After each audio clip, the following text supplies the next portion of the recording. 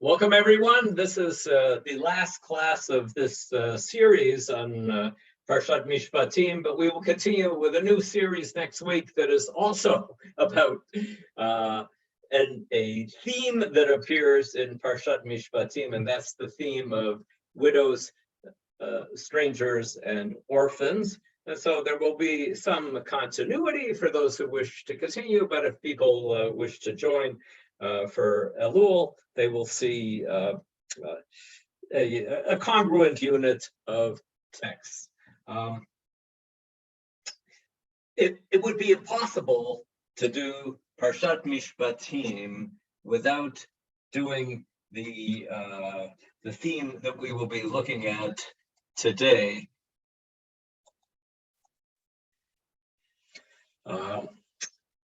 Perhaps the most famous theme in Parshat Mishpatim, and it became famous because the Gemara talks about it a lot, and most of us who have studied Gemara actually began our studies way back when we were kids looking at this theme from Parshat Mishpatim, which is the theme of, put you out of your suspense, the theme of the goring ox, the most celebrated animal in legal history. Why is there so much interest in the goring ox cross-culturally?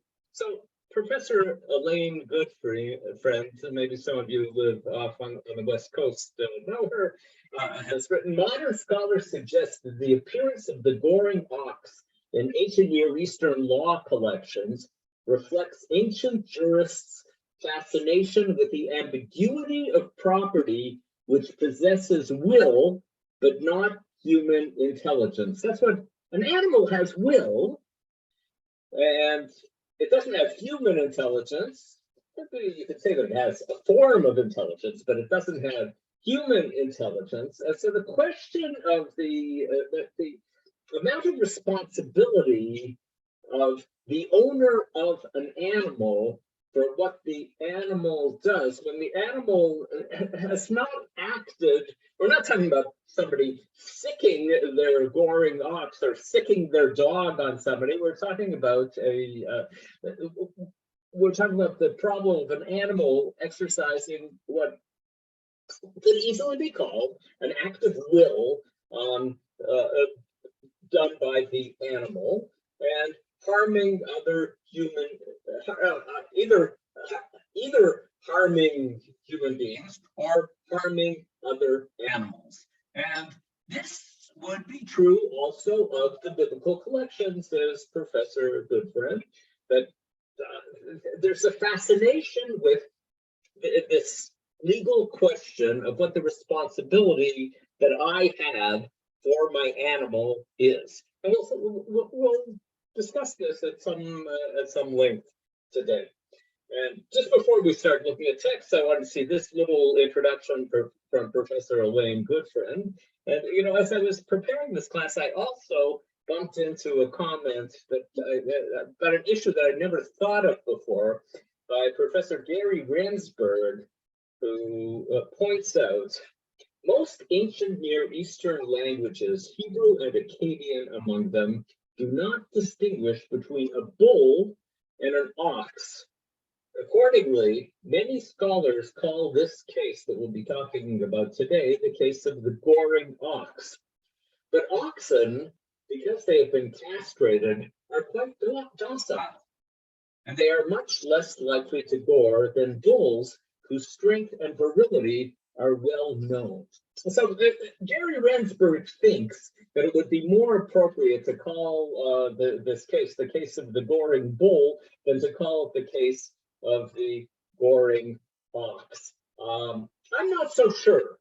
I'm agnostic. I'm not certain about this because, as we'll see, and the assumption is that if you own a shore and that shore goes and damages some other animal or a human being, the assumption is that there's something surprising about this, that something unexpected about it. And if we're actually dealing with a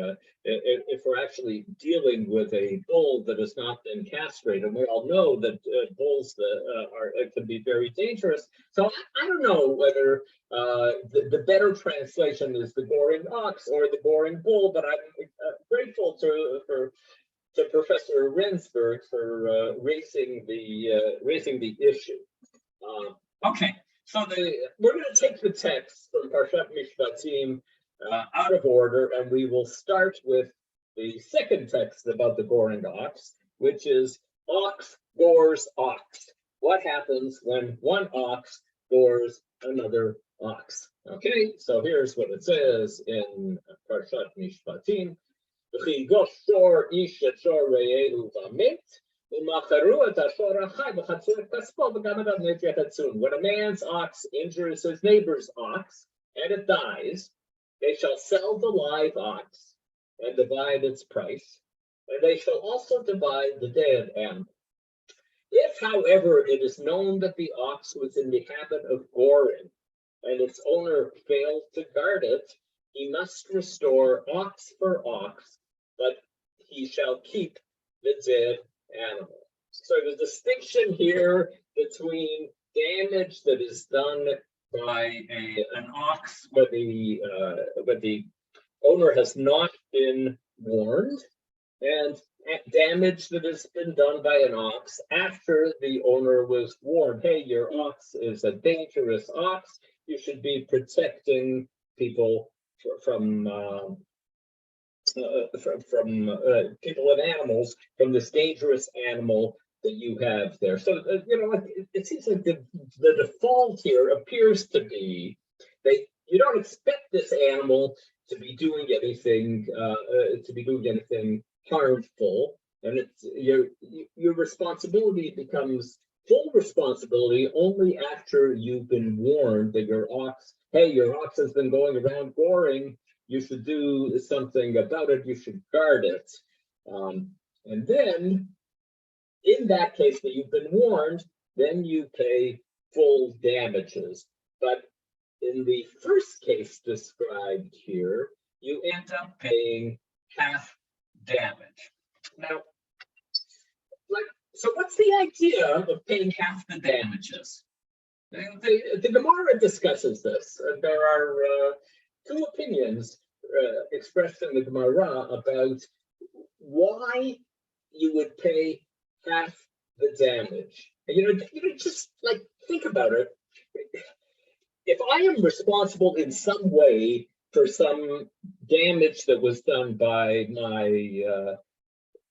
my house, by my property, by my animal, by my child, all of these things, you can ask the question, to what extent should I be responsible for damages that I didn't do, but that something that I own or that I have control over did?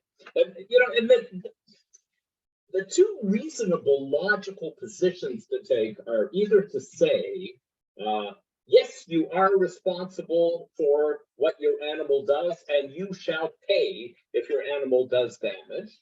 Or to say, no, the animal has will of its own, and unless I've been warned specifically about the animal, it's easy to see the logic of a law code that would say, the theoretical law code that would say, no, you're not responsible for the damage done by your animal unless you've been specifically warned that your animal is a dangerous animal. Or the position that says that you are responsible. You own that animal. If you don't control that animal, then you are responsible. So either of those positions has a certain logic to it, but why would the Torah say, well, you'll pay half the damages? So the Gemara, if there's anybody here who has been doing the Daf Yomi, this was just in last week's Daf Yomi. Rav Papa Amar Stam Shvarim Lav B'Cheskat Shimur Kaime. Oxen in general are considered insufficiently guarded. If you own an ox, you should feel responsibility to be guarding that ox. You should be worried about that ox. Logically, the owner should pay full damages, since the reasonable thing to say to an ox owner is, you should be guarding that ox. You should be making sure that the ox cannot is behind a fence or whatever. Logically, the owner should pay full damages. But God had compassion on owners who have never been warned. But then the Torah is actually presenting a leniency here and saying, even though it makes sense that you should be paying full damages, we'll say you only have to pay half damages. And then Rav Huna says, as generally happens in the Gemara when you have two opinions on the subject, Rav Huna says the precise opposite. Oxen in general are considered sufficiently guarded. It's hard to know how to translate that Hebrew phrase there. Stam shvarim b'chazkat shimur kaimei. But it's they are considered sufficiently guarded. Are they considered sufficiently tame? In other words, it shouldn't have crossed your mind that anything like this would be happening. And so logically, the owners should pay nothing. But God fined them so that they would watch their oxen more carefully. In other words, so it's like the Gemara is admitting here that the two logical positions are either to say you pay full damages or to say you don't pay anything. And it's like the Torah, it's like God is intervening, according to the Gemara, to change the logical position from either full payment or no payment to half payment. I like this Gemara because the Gemara is kind of admitting openly that there is, it's not the most logical position to have of paying half damages. I guess none of us owns an ox today, but if your dog that you own goes and bites another dog and there's a vet bill, that there are two logical positions to take on this subject. Either, well, dogs do that, and the owner of the dog that was injured should bear the cost, or that the aggressive dog, there's a certain responsibility for the action of the aggressive dog, and so then the burden of payment will fall on the owner of the aggressive dog. But kind of this decision of, well, let's split the difference and just you pay half and I pay half. It's not intuitive. It isn't intuitive law, and you see. This whole idea of looking to see whether the animal has been sufficiently guarded. Rashbam says the same thing about shomrim, about beilis, that when you give property to somebody, the idea is that, so somebody gives something that they own to a shomer. Is the shomer responsible when the item is stolen? So Rashbam explains that the guarding of removables, chattels, that are commonly kept inside of one's house. You give me your book to guard for you. You appoint me your shomer on your book. So how do you guard a book? If somebody gives you a book, you put it inside of your house. So when you leave your house, you lock the door, you guard the other person's book the same way that you guard your own books. So the guarding of removables that are commonly kept inside of one's houses, and they were given to him so that he would guard them in the same way that he guards his own possessions. And that is why, if they were stolen from his house, the Beli isn't responsible for he guarded them, the Beli guarded them in the expected manner, as one guards one's own possessions. As long as I treated your book the same way that I treat my own books, if a thief comes into my house and steals my books and your book, then I'm not responsible because I did what's normally expected. And so that's why, this dispute of Rav Papa and Rav Huna here is like, what is expected? If you have an ox and it's in your barn or it's in your field or something like that, is it the cheskat shibur? we consider it to be sufficiently guarded, or do we consider it to be not sufficiently guarded? And Rabbi explains further, but when a man gives to his neighbor an ass or an ox, since animals commonly graze outdoors, it is to be assumed that when he entrusted them to the Bailey, he expected that the Bailey would protect them from thieves, and accordingly, if they were stolen, the Bailey is responsible, because animals have will, and they walk around on their own, and they go to other places. That's why if I'm guarding somebody else's animal, and the animal wanders off and ends up getting stolen, then I have a responsibility. So it all comes down to the question of, is the item being protected, being guarded, to the extent that it is expected that an item will be guarded? So that's the essential question. But here we find, this is the case about which, in the 19th century, people started to notice that the laws of the Torah have something very clearly in common with other legal codes that existed centuries before the Torah. So from Assyria, from a document written in Acadia that is, probably from the days of Abraham Avinu, a long time before the days of Moshe.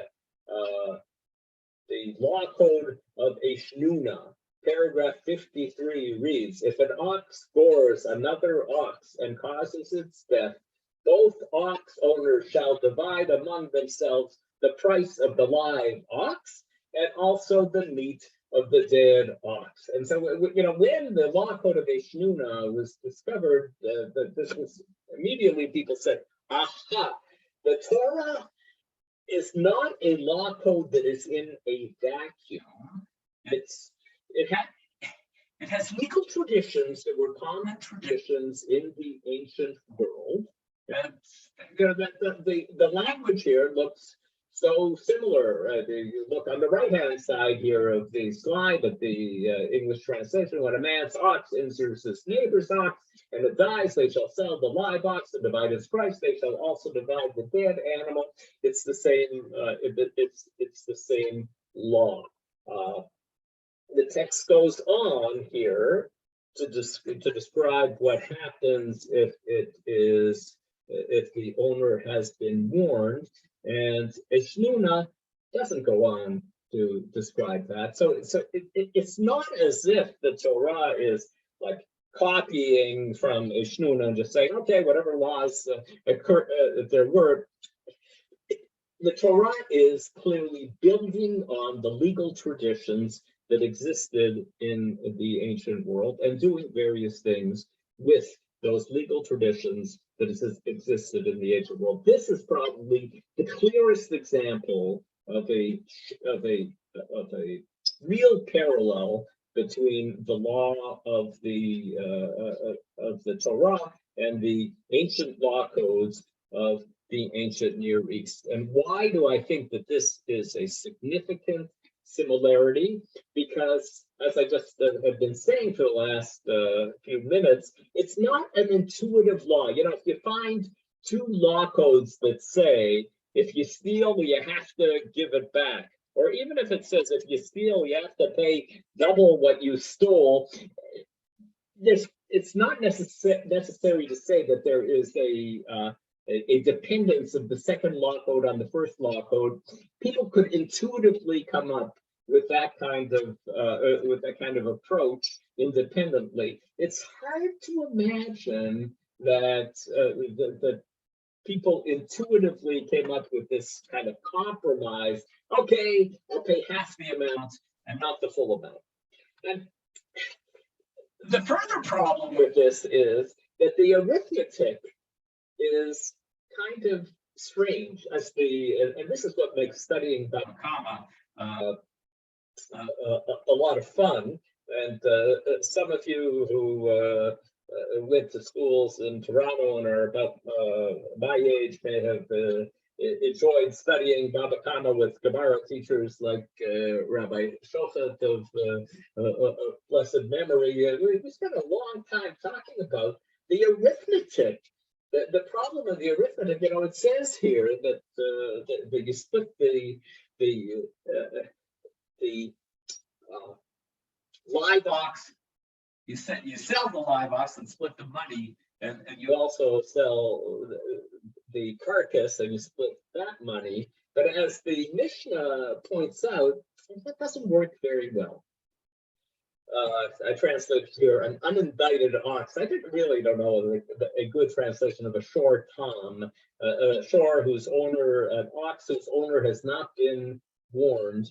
An unindicted ox worth 100 dinars, the gored an ox worth 200 dinars, and the carcass of the dead ox is not worth anything. Its owner takes the entire ox that gored it, since it is worth half the value of the damage. So, in other words, you don't always split the Mishnah says, it doesn't make sense to say, okay, sell the ox that gored and sell the carcass and split the proceeds. That only works if you assume that the two oxen are worth the same amount of money, but they aren't always worth the same amount of money. And there could be an ox that's only worth 100 dinars that kills an ox that was worth 200 dinars and the carcass is worthless, and then you would have to give up the entire, the owner of the goring ox would have to give up the entire ox. And the Gemara also talks, and this is just the Mishnah, but the Gemara talks about the case. And what happens if the goring ox is, let's say, worth 100 dinars, and the opposite? What happens if the goring ox is worth 1,000 dinars, and the ox that was gored is only worth 200 dinars? And if you say, okay, let's split the value of the goring ox, then it ends up that the owner of the ox that's been gored now gets 500 dinars. He used to have an ox that was worth 200 dinars. It doesn't make sense to implement the law precisely as it is. And the Mishnah makes it very clear, we're not going to implement the law precisely as it is. It's almost as if the law code of Eshnuna is kind of assuming that all oxen have the same value as each other, and based on that assumption, then we come to the Mishnah. The Mishnah realizes that couldn't be the case. So it says, well, if the damage is 200 and the ox that gored is worth 100, then you get the entire ox. You don't get half the ox. And then the Mishnah goes on, with regard to the unindicted ox worth 200 dinars, the gored another ox worth 200 dinars, and the carcass is worth nothing. Rabbi Meir said, it's about this type of case that it is stated, they shall sell the live ox and divide its monetary value. He said, here must be the case that the Torah is talking about when it says you split the value. It's only if the two oxen are worth the same amount. And then Rabbi Yehuda comes along and says, well, what you say is actually true, it's halacha, but that isn't what the verse is talking about. You have upheld the clause, they shall sell the live ox and divide its price, but you've not upheld the next clause of the verse, they shall also divide the dead animal. Wait a second, that's not what the verse says. It's implying that the dead animal, that the carcass also has some value. And so Rabbi Yehuda says, what case is the Torah talking about? It must be the case of Shor Shaveh Matayim Shenagat Shor Shaveh Matayim V'Hanavela Yafat Hamishim Zuz. The case is of an ox worth 200 dinars, the gored another ox worth 200 dinars, and the carcass is worth 50 dinars. In this case, each party takes half of the value of the living ox and half of the value of the dead ox. So the Mishnah struggles, and that's what makes studying Bava Kama so much fun, of trying to figure out how we are going to apply this principle here. Sell the gored ox, and split the money. And as the Mishnah, the first paragraph of the Mishnah clearly pointed out, sometimes you're not going to do that. If you're trying to pay half the damages, you're not going to do this. So we have an unusual kind of way of formulating a law here, a way that the Mishnah is struggling with, and we have to note that the Torah is using language that existed well before the Torah to describe what is to go on. Okay, so that's the first case. Now we go to the second case, the case of an ox goring a human being. Actually, in the Torah, this is mentioned first, but I just decided that it would be better to present the material in this way today. So what happens when an ox gores a human being? Well, the laws of Hammurabi, another code from the ancient Near East that's funny. Shnuna has and Hammurabi both have laws about goring oxen. Shnuna only has a law about an ox goring an ox, and Hammurabi only has a law about an ox goring a human being. I think that they were both kind of, to the best of my understanding, they're both kind of fragmentary law codes, both Shnuna and Hammurabi, and there must have been, in the societies that they came from, in Assyria, there must have been further laws that didn't survive in these codes. So what does it say in Hammurabi? If a bull, when passing through the street, the assumption is that a bull or an ox, however you want to translate, the translation that I used here says bull, but as Gary Rensburg pointed out, as quoted in the beginning of this session, it's the same word in Akkadian and in Hebrew, both for a bull and an ox. If a bull, when passing through the street, gores a man and brings about his death, the case has no penalty. It happens, bulls walk through the streets. That's the assumption in the ancient society. Oxen walk through the street, and if they're walking through the streets and they gore a human being and they cause the death of the human being, there is no penalty. However, if a man's bull was wont to gore, and they made known to him his habit of goring, and he did not protect his horns or have him tied up, and that bull gores the son of a man and brings about his death, he shall pay 1/2 mana of silver. And if it be the slave of a man that he kills, he shall pay 1/3 of a mana of silver. Again, we're obviously dealing here with a fragmentary law code here, because it doesn't say what happens if the ox or bull here gores an adult.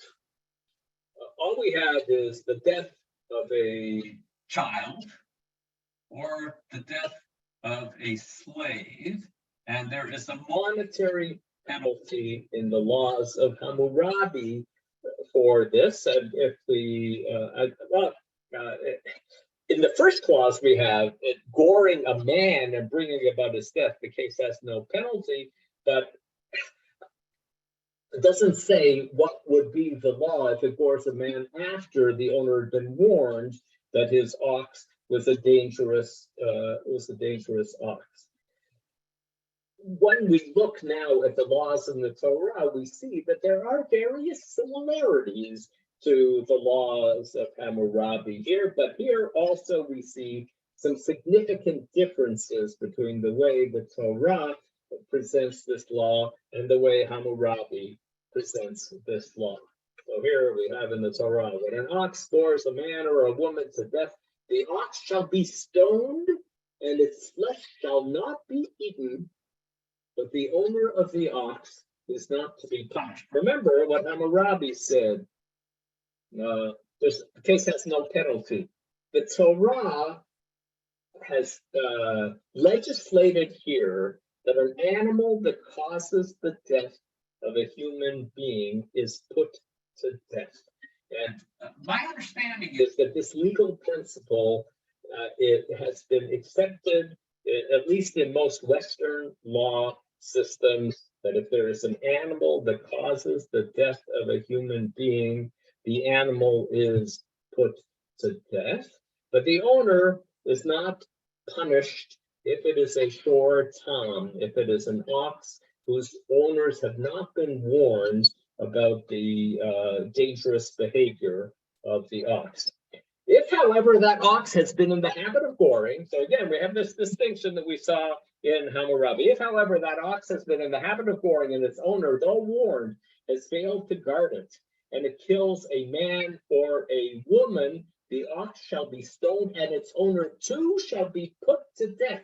But it's an act of negligence here. You had an animal, you were warned that your animal was dangerous, and if you did nothing to protect other human beings for your animal, the owner also shall be put to death. And the Torah immediately qualifies it, though. If ransom is laid upon him, he must pay whatever is laid upon him to redeem his life. Halakha says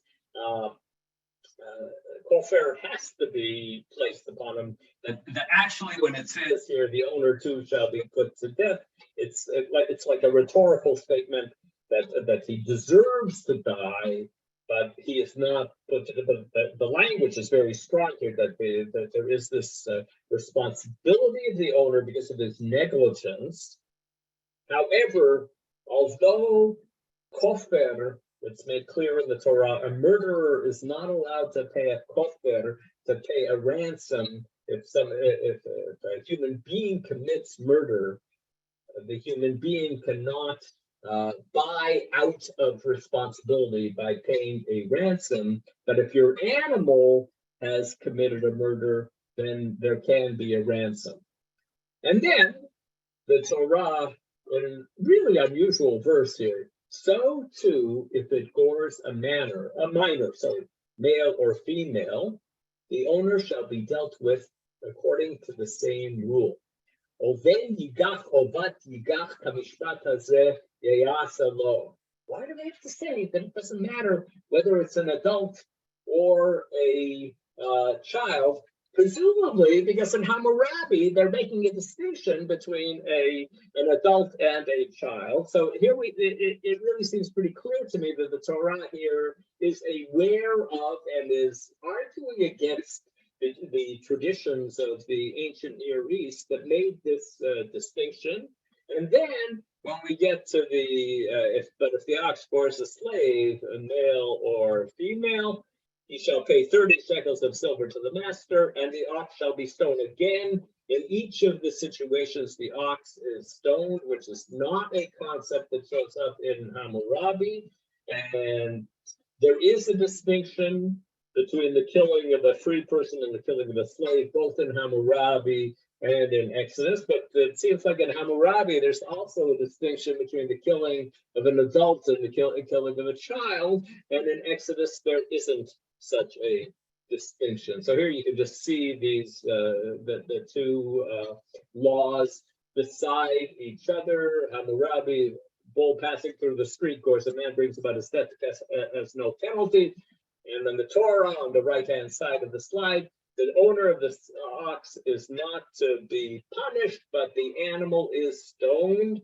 And then we have the distinction about killing a man or a woman, and we have a minor, and we have the slave. I don't think I have to belabor it and read through it again. I don't know if this is a different attitude to slaves. Is this inflation from the days of the days of Hammurabi to the days of the Torah? In Hammurabi, the penalty is 20 shekels, 1/3 of a mana of silver is 20 shekels, and in the Torah, the penalty is 30 shekels. So it could be the Torah saying that a slave is worth more than they say. Now, why does, I said already that the idea that an animal that causes the death of a human being is put to death became a legal principle in Western law codes and perhaps beyond this, the Torah's idea here. But what is behind the idea? There are a number of Talmudic texts that talk about this issue, and a number of places where Jewish thinkers talk about this issue. The example that I have here from the Mishnah and Sanhedrin is not talking specifically about our case here of a goring ox. It is actually talking about the unpleasant case of bestiality of a human being having sexual relations with an animal. The Torah says that the penalty is the death penalty, both for the human being and for the animal. To which, when the Mishnah discusses this, it says, "Im adam chata behema ma chata." Okay, so the human being sinned, but did the animal sin? What does it mean to say that the animal should be put to death? And the answer is, since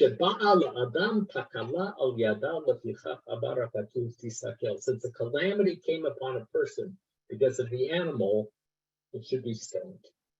Another explanation, the Mishnah says, if you don't want that explanation, here's another one. So the people, when seeing the animal passing through the marketplace, not say, there goes the animal that led to the death of so-and-so.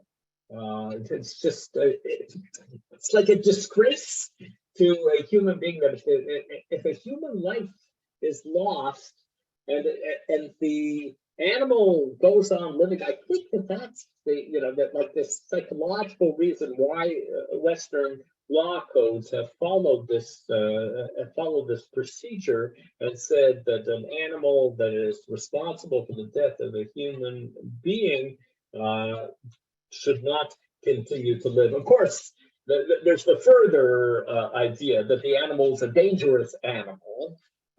If we know that it has killed a human being, then it might do it again. And so the best way to deal with it would seem to be to kill the animal. Shadal, Samuel David Luzzato, writing in the 19th century, says, the killing of the ox isn't a punishment for the ox, but rather for the owner, so that he will properly guard his animals. It says, why is the animal put to death as a punishment for the owner of the animal? It would have been possible for the ox to be taken from him without being stoned. But the stoning was for the purpose of making an impression on the entire people, so that they should see, hear, and be afraid. So, Laman Yiru v'yishma'u v'yirau. So, Shadal was making 2 points here. First of all, it's a penalty to the owner, and second of all, so if it's just a penalty to the owner, they're taking his ox away from him and giving it to somebody else. But the Torah wants to emphasize, according to the Shadal, the value of a human life, and if a human life has been taken, then we have to do something dramatic so that people see that we care about the value of a human life. Furthermore, Shadal goes on, in this way, an abhorrence of homicide would be reinforced in people's hearts, for it would be impressed upon them that he who sheds a man's blood, whoever or whatever the shedder may be, will have his blood shed by a man. So this is a way of increasing respect for the value of human life, the saying that when human life is taken, there has to be a serious penalty. And so for the educational value for the community, the animal has to die.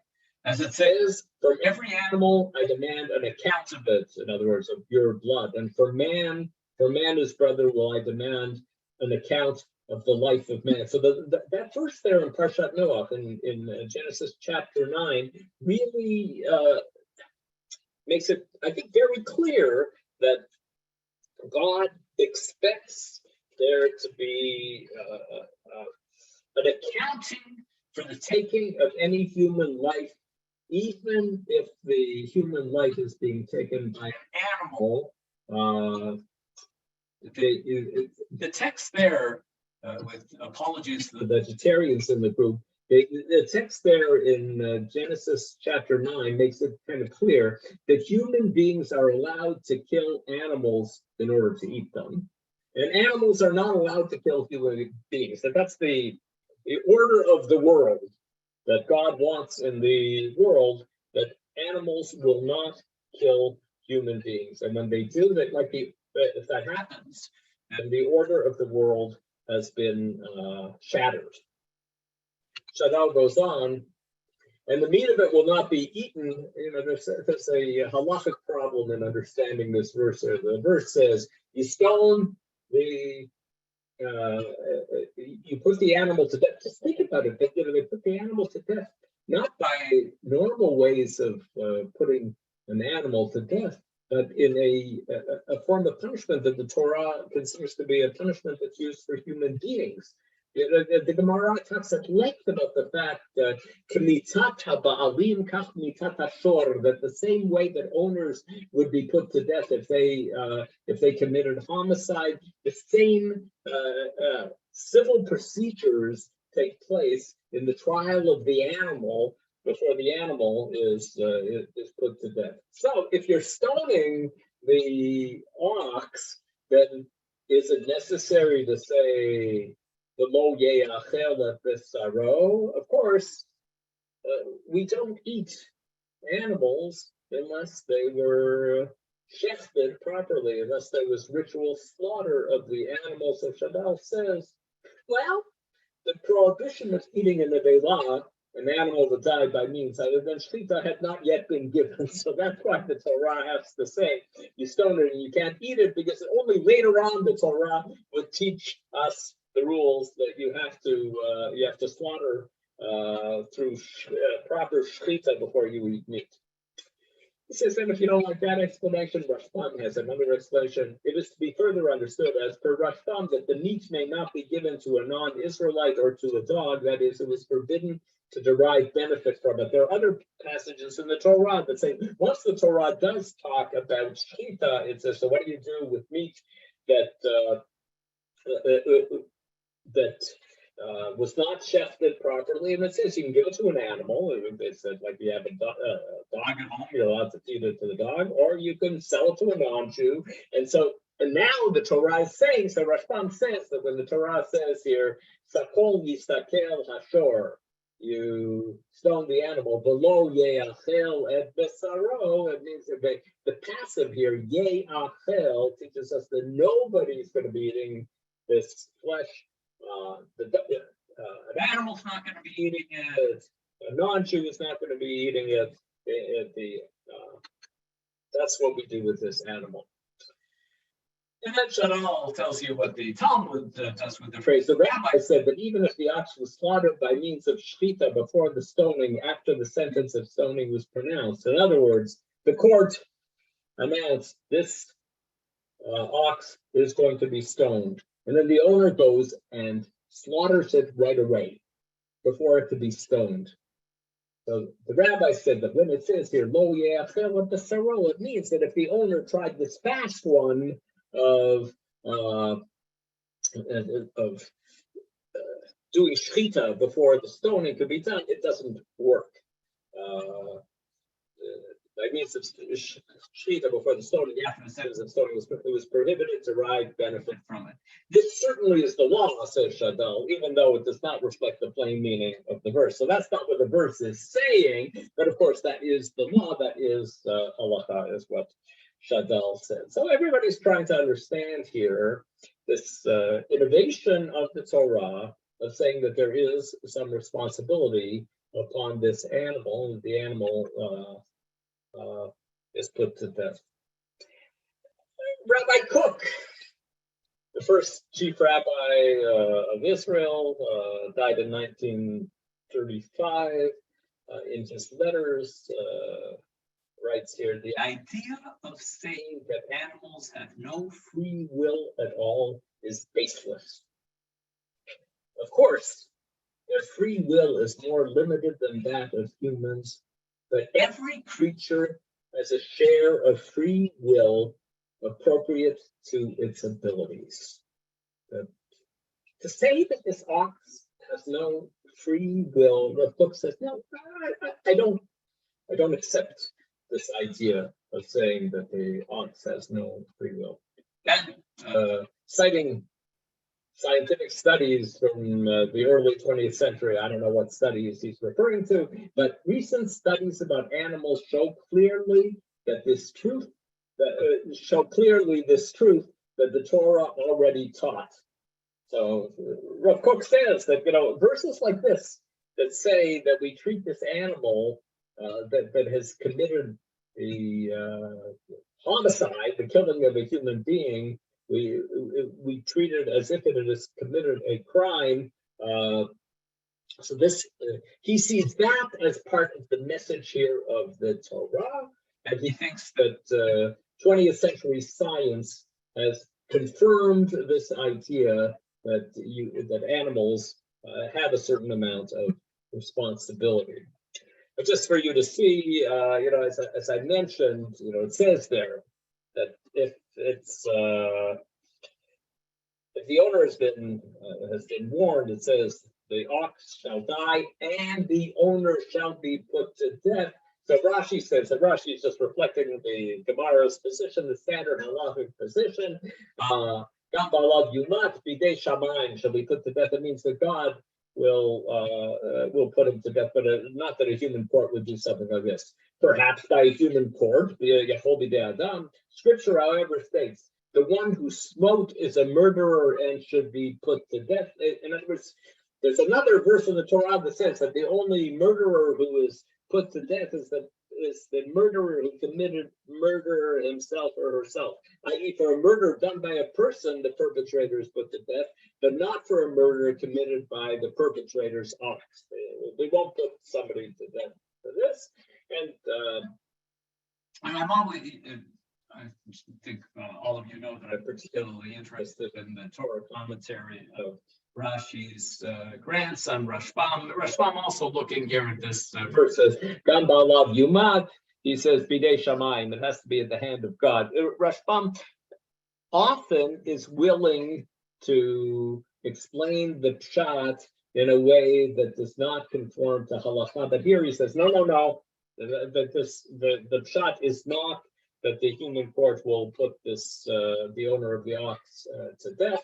It is only God who will put the owner of the ox to death. Ramban writing about this, our rabbis received by tradition that this death that's described here means by the hand of heaven. Similar cases are these verses. Any outsider who encroaches, you not, lest they incur guilt thereby and die for it. Umetu. I have noticed, says Ramban, that where the Torah speaks of those liable to be put to death by a court, it does not mention just yumat, but it always says mot yumat. So Ramban is arguing that there is actually a linguistic difference between the kind of statement, this person here deserves to die, and the statement, this person here will be put to death by a Jewish court. And then, in the continuation of Ramban's comment there, he addresses exceptions to this linguistic rule that he has here. It works pretty well, but it does not quite work 100%. Anybody who wants can look up the Ramban and see how he deals with the exceptions. And just a last kind of surprising text. Shadal often, Samuel David Luzzatto often surprises us in what he says. Also, its owner will be put to death at my, if I've been warned about my animal, that it's a goring animal, and I don't guard it sufficiently, and it goes and it kills another human being, then when it says here, Gam ba'alav yumat, the plain meaning is that the court puts him to death. That is the pshat, says Luzzatto. But the Torah permitted the taking of a ransom for his life, since he did not kill the victim with his own hands. And then Shadal goes on, the Torah left it up to the judges to judge according to the nature of the person and the incident, whether he was worthy of death or worthy of being saved by a ransom, and what the amount of the ransom should be. So Shadal says, looking at this verse, he says, I think that this means that the pshat means that the court will decide the level of negligence involved. There are all sorts of acts of negligence, and there's a legal concept of gross negligence. And I assume that there aren't just three possibilities: no negligence, negligence, and gross negligence. It's a continuum. And so Shadal said that what the Torah is really suggesting is that the court will decide what the level of negligence is of the owner of this animal, who's been warned that he is the owner of a dangerous animal, and whether the ultimate penalty should be given to this owner for what he did, or would it be appropriate to have him pay a fine? However, the rabbis said that when it says that he was to be put to death, it means by the hand of God and not by the hand of a human court. So we see the rabbi struggling with these verses to try to understand them, and we see what I really wanted you to see today was that there are some strong similarities between the laws here in Parshat Mishpatim and the laws in ancient Near Eastern law codes that preceded Parshat Mishpatim, and B, that there are some significant differences too, and that there are other values and that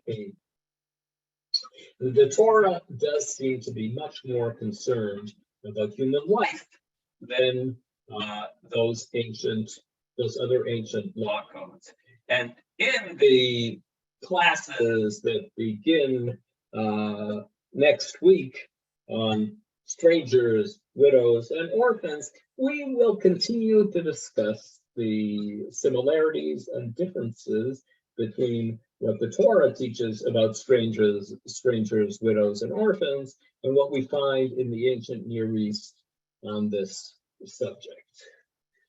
But before next week, let's take a look at what we have here in the chat.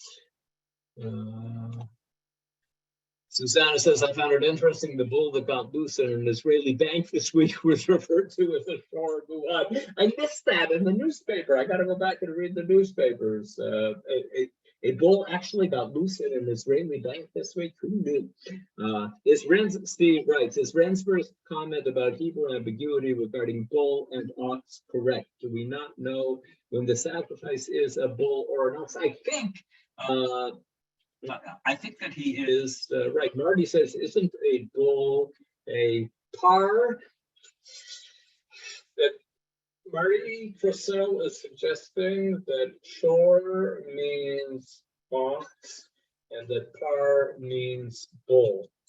I don't know. You might be right, Marty. I'll take a look. Could be right. Might the machloket of Chaim Malks is writing here, might machloket of Rav Papa and Rav Huna depend on whether we are discussing a bull or an ox? It certainly could, as Rensburg pointed out, there is a big difference between a bull and an ox, and so that could be behind it. I'd like to think that they're both talking about the same case, but they just have different understandings of the legal principle. Okay.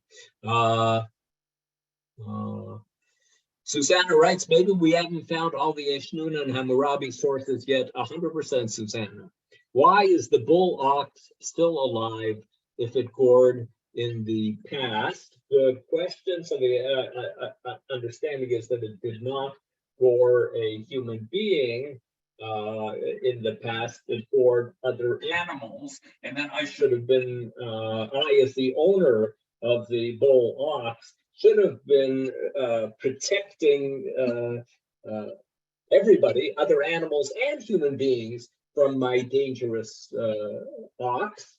And so that's why it's still alive, and that's why I have added responsibility, because I've been warned about goring that it did. And now, even though in the past it just gored animals, now it moved on and gored human beings. Sam asks, how do we rationalize stoning of the ox, a rather cruel death, with the concept of tsar Baal Chaim? I'm with you, Sam. It does seem very, very cruel, just as it is cruel to of course, to stone a human being. If it makes you feel any better, Sam, if you look at the Talmudic passages on the subject, they make it very difficult to actually put this into effect, just like they make it difficult to put capital punishment of a human being into effect. They also make it pretty difficult to kill the ox. Susanna, let me just keep going here for a second. I would think that killing the ox is done to prevent future tragedies. Yes, I agree. Are there laws about fencing in animals before the fact? As Bina, there are discussions in the Talmud, like what does it mean, below yishmerenu? It says that if you've been warned, below yishmerenu, and you didn't guard it, then this is what happens. So what constitutes shemirah? And there's one line in the Talmud, in the discussion in the Talmud about what constitutes good shmirah. There is one opinion that says, Ein shmirah l'shor ela l'sakin, that the only way of actually being certain that your ox isn't going to go off and cause further damage is by shechting it. And you're right, Rachel writes, take a look at our Elul series, and somebody wrote to me in a direct message, can we now say we are full of bull, or is it ox? I hope that we had no ox today in this session. And as I said, next week we will go on to what I think people consider to be more interesting subjects, although I do like goring oxen and the principles here. Yes. Go ahead, before you go, it says warning. Now, I know you need 2 witnesses for everything else, sometimes a 1 witness, but nobody's explained what warning is. And I'm curious as to what is a legal warning in the Torah. So there is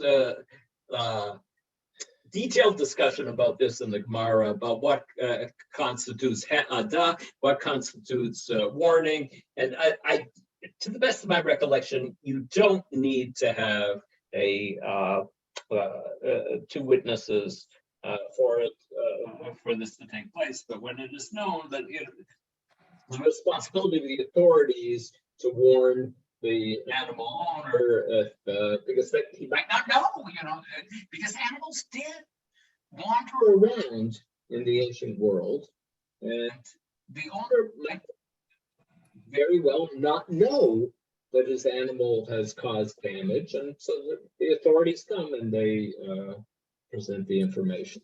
So there's no specific rule what warning means, because so many things have rules. Yes, so many things have rules. Okay, I actually have to get going here, and I look forward to seeing those of you who can join us in Elul, and it was very nice being with you for this whole summer series, and enjoy the last days of summer. We opened a watermelon today, and it wasn't as good as it was before. Oh, that's a bad sign. It's a sign that summer is coming to an end.